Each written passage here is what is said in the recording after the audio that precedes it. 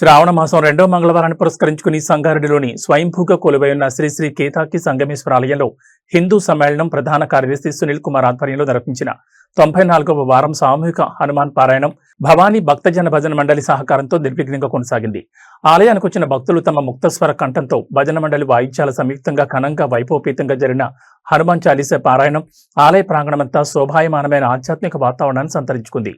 ఆలయ అర్చకులు చొప్పి విశ్వనాథ శర్మ, అతులిత బాలదాముడు అంజనీసుతుడికి నైవేద్యం మంగళహారతులు సమర్పించిన అనంతరం ఆలయ సేవకులతో భక్తులకు అల్పాహార ప్రసాదం వితరణ చేపట్టారు.